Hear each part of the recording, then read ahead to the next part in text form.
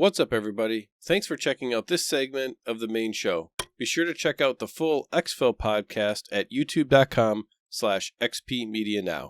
Little bit of context around this before I ask my question. And Ronald and I, we got the game in late 2019, right? So basically as late 2019 as possible. Mid-December is when we started playing Tarkov. So we're fresh. First wipe, middle of the wipe, got it right before the major hype from the drop event.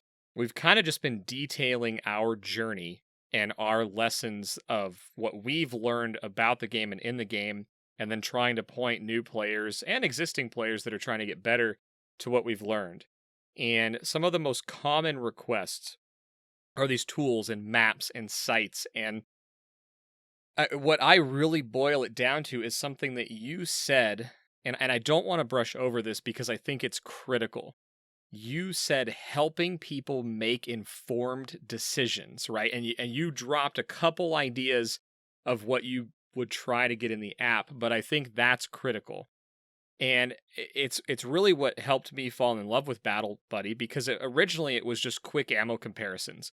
When I didn't know all of the calibers coming from PUBG, which is, you pick up something, it's 7.62, 5.56 if it's an assault rifle. That's all you have to know.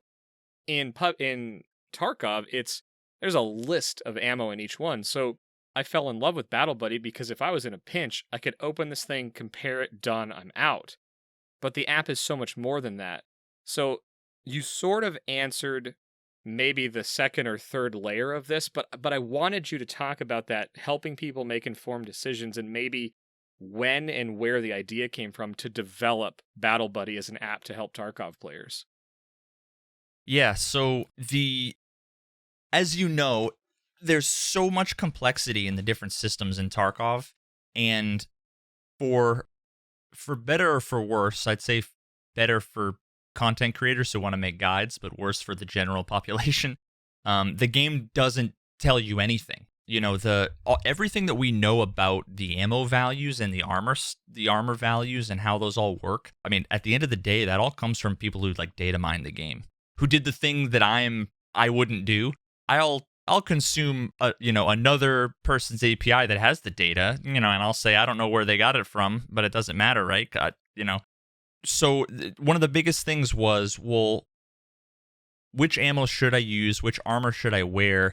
And why? So once I started to look into the big Excel Google Docs that are the ammo charts, which is basically what 99% of the players end up looking at, I ended up seeing there's damage, there's penetration. Okay, those are some numbers that I can compare. This one's seven more than the other one. What does that mean?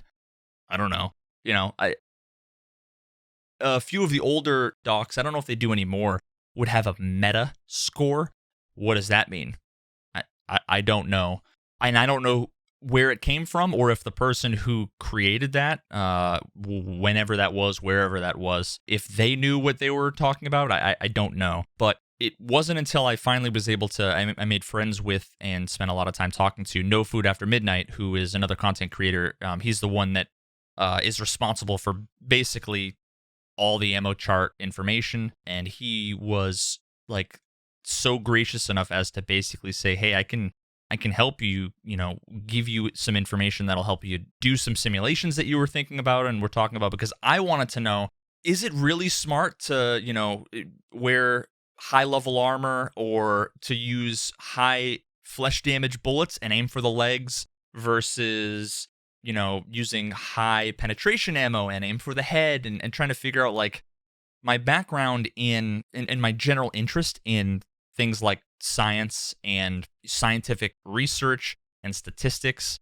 I knew that the information we had, there were so many moving parts and so many variables, and the way that Tarkov is designed is you really only get a chance 3 or 4 times every 5 or 6 hours to actually have a sample of how it performs.